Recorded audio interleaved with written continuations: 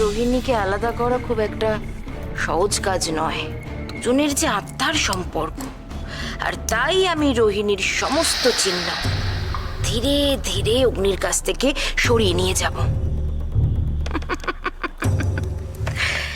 এত দূরে নিয়ে যাব আমি অগ্নিকে যে রোহিণী নিজের সমস্ত চেতনা দিয়ে ডাকা সত্ত্বেও অগ্নির নাগাল পাবে না।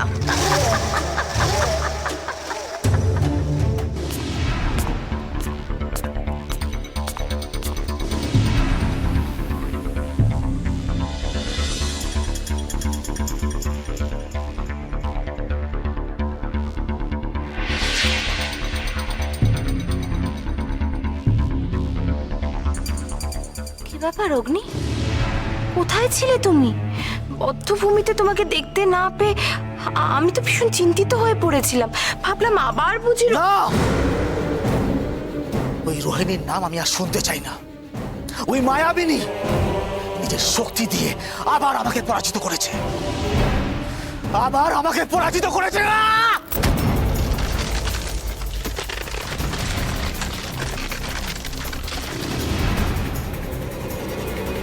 কেমন শক্তি? এই শক্তি আমি পেলাম কি করে?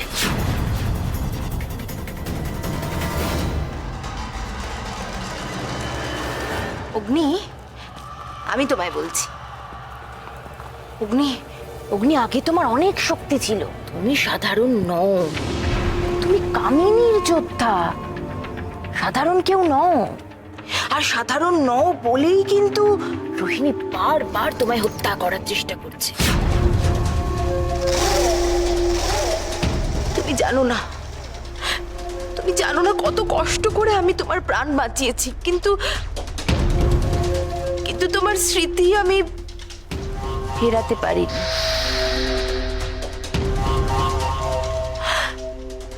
এর জন্য আমাকে তুমি ক্ষমা করো, ক্ষমা করো অগ্নি। তুমি কেন ক্ষমা চাইছো?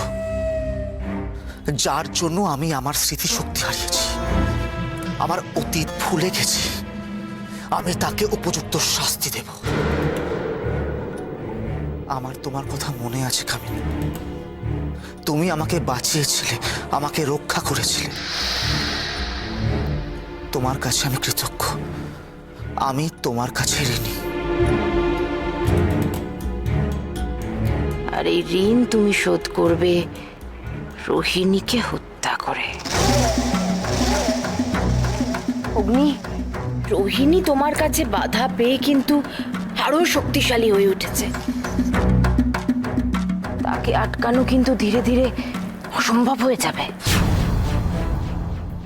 চাঁদের পাহাড়ের রানী যতই শক্তিশালী হোক না কেন, আমি তাকে হত্যা করবই। শক্তির জোরে সে সবকিছু শেষ করতে পারে না কামিনী। ঠিক, আমার তোমার উপর ভরসা আছে। আমরা দুজনে মিলে ওই পাপী রোহিণী আর তার সঙ্গীদের শেষ করে ফেলব। তার জন্য আমি তোমায় কিছু দিতে চাই।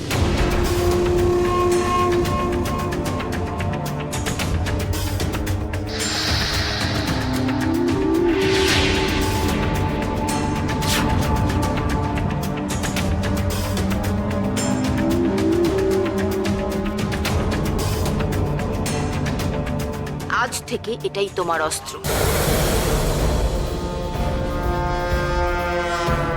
এই অস্ত্রের ক্ষমতা অসীম।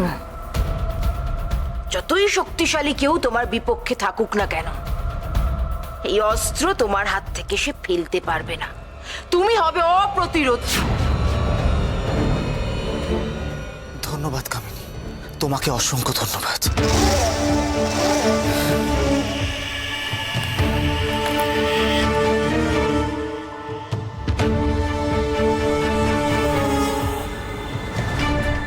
তরবারি সেদিনই পূর্ণতা পাবে যেদিন রোহিণীর রক্তে স্নান করবে।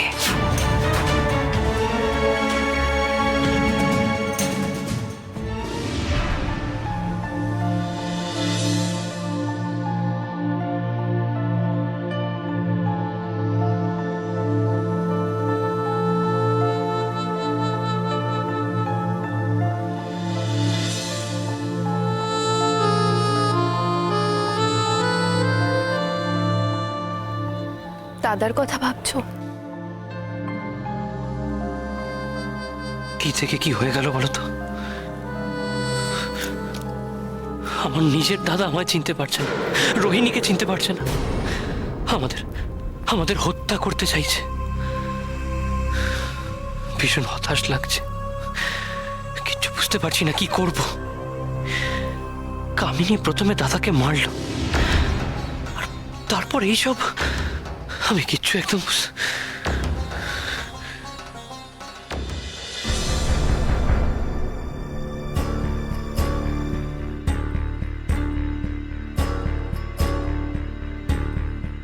তুমি এভাবে ভেঙে পড়লে কি করে চলবে বিক্রম?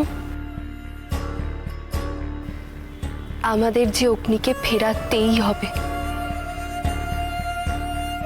আর তার জন্য আমাদের দিদির পাশে দাঁড়াতে হবে। এখন আমরাই যে তার একমাত্র শক্তি, তাই না? সমস্ত বিপদেই আমাদের পরিবারের আমরা সবাই একসঙ্গে থেকে জয়লাভ করেছি। তুমি দেখে নিও, এইবারটাও ঠিক তেমনটাই হবে।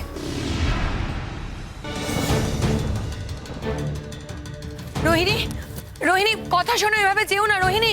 ও নাতনি থামলা, ওই দেখো তাও হনন করে হেঁটে চলেছে। থাম, চলো চলো চলো। রোহিণী,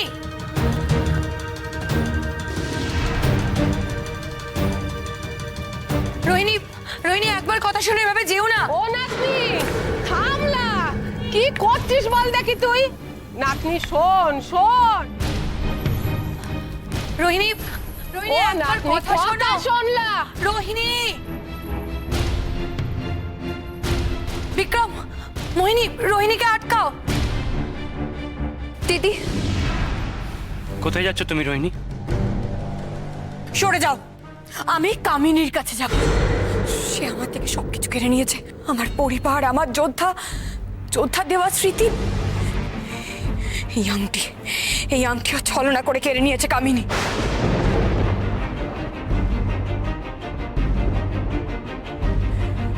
কামিনীকে শাস্তি পেতেই হবে, পেতেই হবে। সরো নাতনি, কামিনী শাস্তি পাবে লা, কিন্তু তোর মধ্যে নতুন শক্তি প্রবেশ করেছে। তার জন্য তোর শরীরে কি কি পরিবর্তন এসেছে তা তো আমাদের দেখতে হবে নাকি লা? আমার মধ্যে কোনো পরিবর্তন হয়নি দিদা, আগে যা ছিলাম এখনো ঠিক তাই আছি। অকারণ চিন্তা করছো তোমরা। রোহিণী, তুমি কি জানো তুমি নিজের অজান্তে কক্ষে আগুন ধরিয়ে দিয়েছিলে? এটা স্বাভাবিক নয় রোহিণী, বললাম তো তোমরা বেশি ভাবছো। আমি স্বাভাবিকই রয়েছি। দিদি, দিদি তুমি কেন এরকম করছো? সবাই যখন বলছে পথ ছাড়। দিদি, দিদি এখানে তো আমরা সবাই আছি, তুমি শান্ত হও দিদি। দিদি আমার কথাটা একবার শোনো, সবাই যখন মানা করছে। পথ ছাড়তে বললাম তো।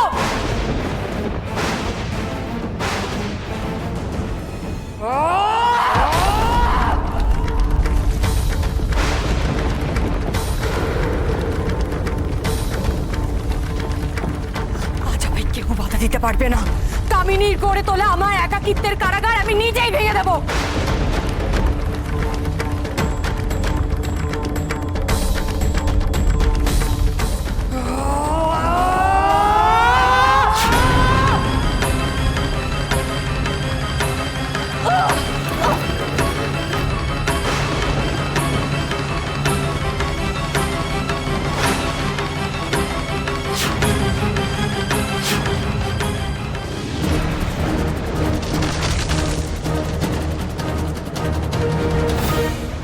নাতনি, নাতনি, এ কি করছে নাতনি? জঙ্গলে যে পোলায় এনে ফেলেছে লা।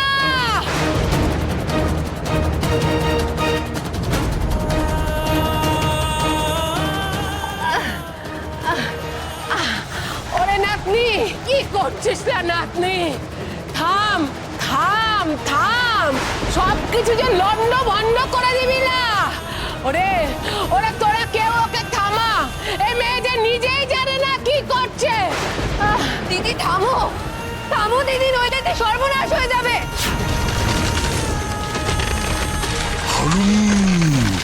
কি কাণ্ড!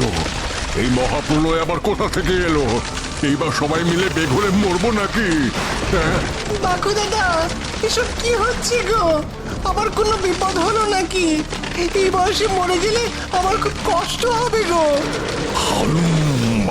ভয় পাস না, আমি তো আছি। রোহিণীর কাছে চল, ও আমাদের জঙ্গলকে ঠিক রক্ষা করবে। কি সর্বনাশ! এ কি প্রলয় এসেছে! আমরা সবাই মরে যাব, সবকিছু শেষ হয়ে যাবে। কি লজ্জা, কি লজ্জা! বাঁচতে হলে তাড়াতাড়ি রোহিণীর কাছে চল, ওই পারবে আমাদের রক্ষা করতে। আর যে বাঁচার উপায় নেই। ঠান্ডি, রোহিণীকে থামাতে গেলে আমাদের মিলিত শক্তি প্রয়োগ করতে হবে, এছাড়া আর কোনো উপায় নেই। ঠান্ডি, তাই তো মনে হচ্ছে না। কিন্তু তাতে দিদির যদি কিছু হয়ে যায়? এখন নাতনির কিচ্ছুটি হবে না, বরং ওকে না থামালে আমরা সবাই মিলে বিপদে পড়বো। সব কটাকে বেঘরে মরতে হবে না। রোহিণী, আমাদের বাঁচা রোহিণী, না হলে আমরা যে... ওই দেখো বাকু দাদা, এ কি কাণ্ড!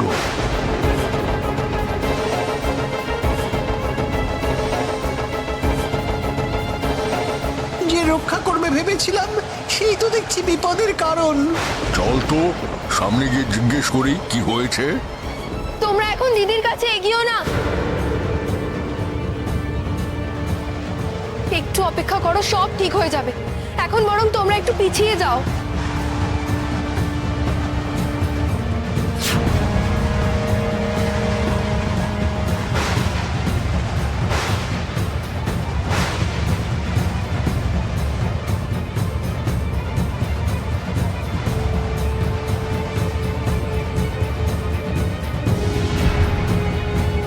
ঠান্ডি, আমাদের মিলিত শক্তি তো কোনো কাজে এলো না, এখন কি হবে?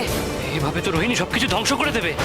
নিকে না থামাতে পারলে এত বড় সর্বনাশ হয়ে যাবে যা আটকাতে পারা যাবে না। দিদিকে কি করে থামাতে হবে তা আমি জানি। তুমি সত্যি থামাতে পারবে? পারবো। এই জগতে দিদিকে শান্ত করতে পারে একমাত্র জ্যোৎস্না মা।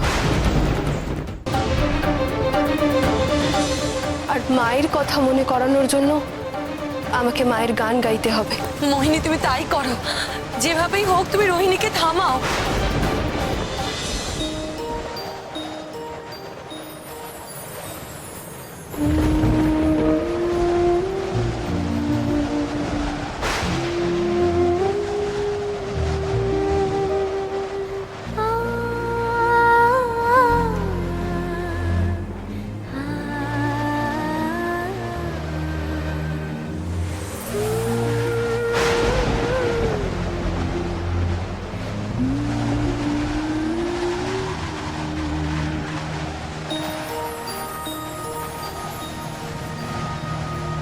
ঘুমের দেশে চাঁদের বাড়ি পাহারাতে কারা।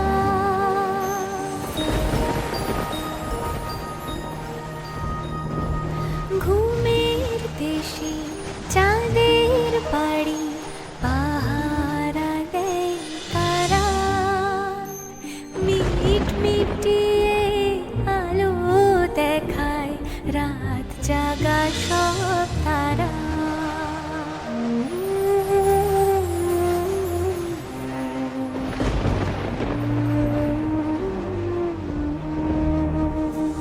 তারার আলোয় উছলে পড়ে কুকুর মুখে হাসি। সাত রাজার ধন মানিক আমার তোমায় ভালোবাসি। ভাসতে থাকে ঘুমের পালক, ঘুম পাড়ানি গায়। ঘুমের দেশে যাবে খুকু, সঙ্গে যাবে মা। দিদি,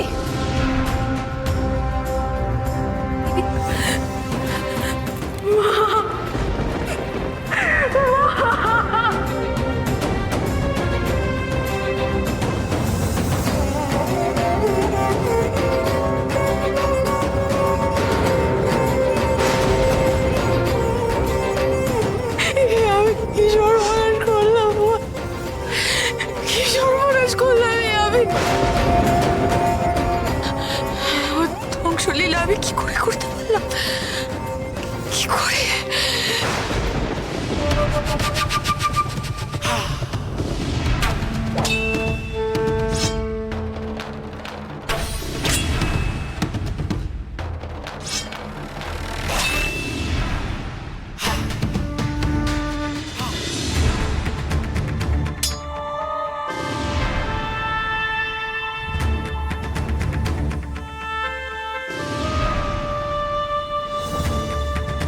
কি হলো? হেরে কি হাসছো যে? বিক্রম, তোমার জয়ের মধ্যেই আমার জয় লুকিয়ে আছে।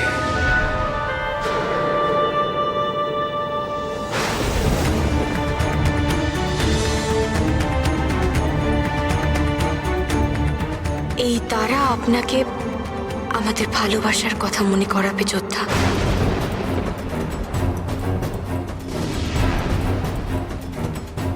কি হচ্ছে আমার সঙ্গে?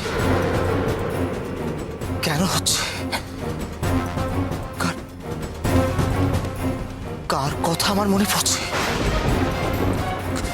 কার কথা?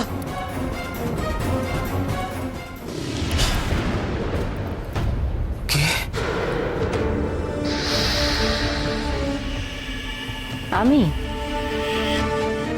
আমি ছাড়া আর কে হতে পারে? এখানে তোমার কাছে আর কেই বা আসতে পারে?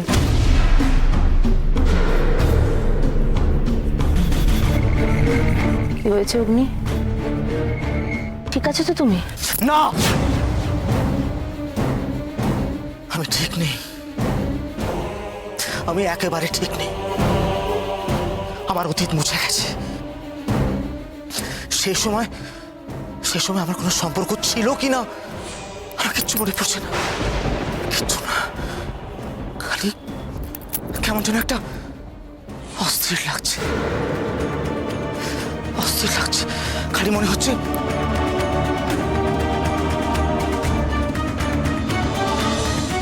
কেউ আমাকে পিছু ডাকছে।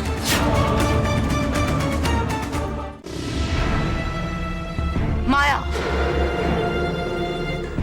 সব কিছু ওই মায়াবিনী রোহিণীর মায়া। নিজে হাতে তোমার অতীত মুছে দিয়েছে, আর এখন দেখো তোমার ভবিষ্যৎ নষ্ট করতে চাইছে। আমি জানি আমার এই অস্থির অবস্থার জন্য চাঁদের পাহাড়ের রানী দায়ী। সে যদি একবার আমার এই তরবারির সামনে আসে, আমি আমার সমস্ত অন্যায়ের প্রতিশোধ নেব। কাছের মানুষ যখন শত্রু হয়ে যায়, তার থেকে দুঃখের আর কিচ্ছু হয় না। অগ্নি, তুমি বরং একটু বিশ্রাম নাও। না, আমি আরো কিছুক্ষণ অনুশীলন করতে চাই। বেশ, তুমি যখন অনুশীলন করতে চাইছো তখন অনুশীলন করো। আমি আসছি। একটা কথা জিজ্ঞেস করবো? বলো না।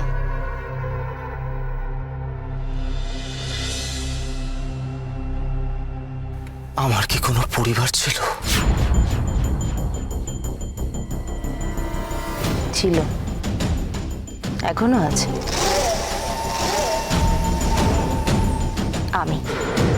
আমি তোমার একমাত্র পরিবার। যথেষ্ট নয়?